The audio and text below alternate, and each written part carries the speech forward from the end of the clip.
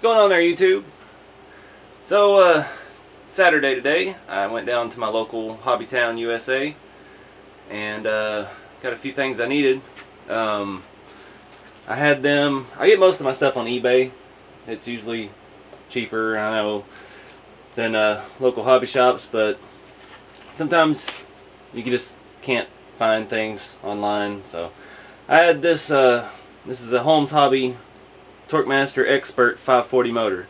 It's very similar to what I put in the Blazer. I think this one is 27 turn. I think I put a 35 turn in the Blazer. So I went with a little lower turn, a little more speed on this truck.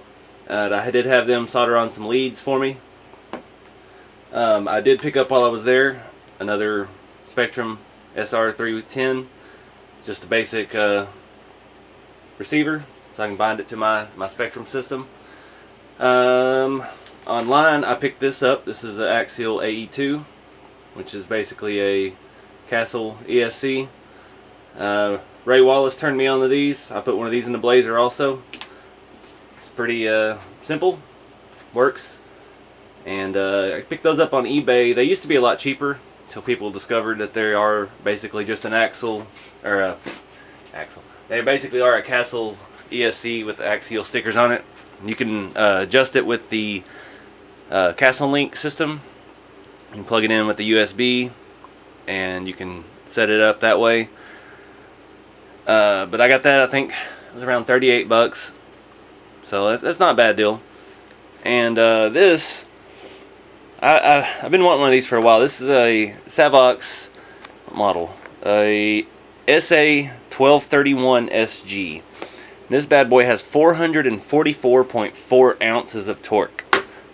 It's the best servo I've ever had. So that's what this is what Ray Wallace had on his D110 and a couple of his other trucks when we were hanging out before. It's pretty impressive. So I went ahead and got one. Those were about, I think it was like 80 bucks, 70 something, 78, close enough to 80. So this is what we're gonna run in the red Hilux here. I've got a aluminum servo horn. Came with this when I bought it on eBay for 78 bucks, so it was a pretty good deal. So I'm gonna take the body off and start looking at where I'm gonna put everything. I've already got a battery charging, so hopefully we can get a test run in here before dark.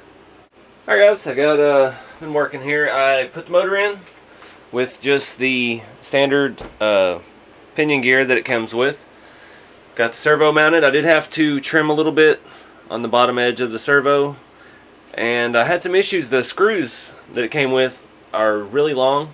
All my Savox servos that I've had come with the same screws. They're real nice. They are 5/64 head, Allen head, real long, nice secure screws. It wouldn't screw but halfway in this servo. This is a cordless servo, so I'm guessing something's different inside. It's the first one I've had like it, so but yeah, I had to trim a little off of there. I cut the bolt, or the screw down for the servo horn that I was just talking about, and I cut it down, dremeled it down smooth so it would thread, and put it in. I didn't want to use any other hardware on that. I like their hardware, so that's what I went with. And see, I've got everything zip tied. I haven't cut it yet. Got my ESC on this side, battery mount mobile. It'll work on either side. Wires across for the receiver wires, the servo wire down this side, motor wires down this side. I don't know if that's really necessary. That's just something I've always done back from when I was younger, putting in car stereos. You always ran your signal wires on the opposite side of your power wires. You'd run one down the passenger side, one down the driver's side, because they would interfere with each other. So I do that on my RCs too. It's just something that carried over. So I've got 11 zip ties on here, trying to secure it all as good as I can.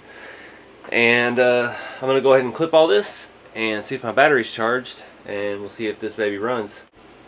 Well guys, it's too dark to go outside. This thing, way too fast. 27 turn. But still has low end. Feels nice. That servo is screaming. I don't have a glitch eliminator on there yet. I will get one here pretty soon. That servo is strong, so I get to turn. It'll keep turning and rip the front end off and still turn. So, sorry. We'll get it out in the morning or in mid-afternoon. It's supposed to be dry tomorrow, so go test it out. I mean, the sun, you can still see it setting, but can't see anywhere that I crawl to. There's not enough light to film anything.